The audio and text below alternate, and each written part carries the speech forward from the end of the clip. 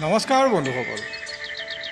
আব্দুল কালাম চাহাবে এটা বৰ সুন্দৰ কথা কৈ থৈ গৈছে, যদি তুমি সূৰ্যৰ দৰে উজ্বলিবলৈ বিচাৰা তেন্তে তুমি প্ৰথমতে নিজকে সূৰ্যৰ দৰে জ্বলাব লাগিব।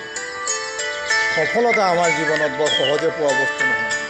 আমি কল্পনাত সফলতাক যিমান সহজ বুলি ভাবোঁ, প্ৰকৃততে সফলতা সিমান সহজ নহয়। সফলতা পাবলৈ নিজকে প্ৰথমতে সূৰ্যৰ দৰে জ্বলাব লাগিব, তেতিয়াহে তুমি সূৰ্যৰ দৰে জিলিকি উঠিব পাৰিবা। যিদৰে সোণৰ পৰা গহনা তৈয়াৰ কৰিবলৈ সোণখিনিক প্ৰথমতে গলাই তাৰপিছত হাতুৰীৰ কোবেৰে কোবাই তাক এটা ৰূপ দি এটা গহনাৰ সৃষ্টি কৰে। পিছত সেই গহনাটো দেখিবলৈ বৰ সুন্দৰ হৈ পৰে।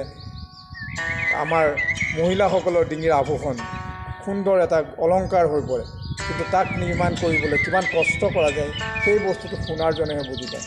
ঠিক তেনেদৰে আমাৰ লোহাৰৰ পৰা দা কটাৰী বা নানান অস্ত্ৰ তৈয়াৰ কৰিবলৈ প্ৰথমতে লোহাৰখিনি জুইত জ্বলোৱা যায়, তাৰপিছত কমাৰৰ হাতুৰীৰ কোবৰ ফলত লোহাৰে এটা ৰূপ ধাৰণ কৰে, লাষ্টত গৈ আৰু এখন অস্ত্ৰ হৈ পৰে। ঠিক সেইদৰে নিজকে তুমি যদি উজ্বলাই তুলিবলৈ বিচাৰা তেন্তে প্ৰথমতে অশেষ কষ্ট কৰিব লাগিব।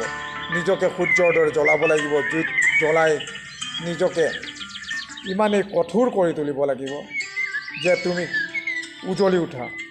তোমাৰ ৰং ৰূপত তুমি কোনো ভৱিষ্যতৰ সফলতা দেখা নাপাবা।